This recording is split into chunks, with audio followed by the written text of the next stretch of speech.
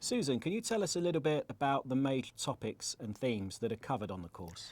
I can, Jeff. The main topic is the core of international trade and shipping, which is split into two components. It's the contract for the carriage of goods by sea, and it's the interrelated international sale contract. And then leading on from that, once the base of that has been covered, it's the subsequent follow-on relationships that surround those two core contracts.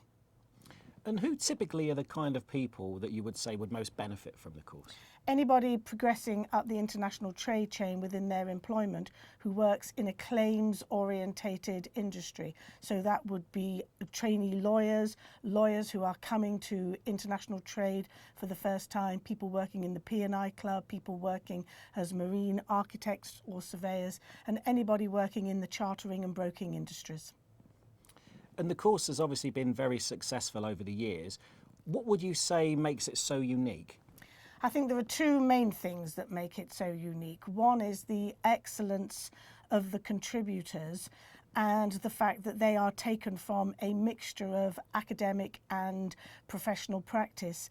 And the other is the tremendous feedback and support that is given to students, both through the forum, where there is daily tutorial type support, and also through the very comprehensive formative feedback that is given for the courseworks.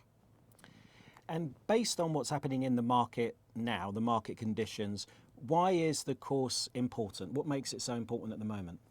It's always important to do a course, whether the market is dropping, because then it's important to fill one's CV up, to fill one's looking worth the dollar up. And as the market recovers, as we are doing now, it's critical to show that you are keeping abreast with changes, that you are showing that you are concerned with your own integrity and continuing professional development. And also in the international trade market, that you know what's going on, that you know the developments that are arising, say, in this subject in law, that you know the culture and the climate in which you are working.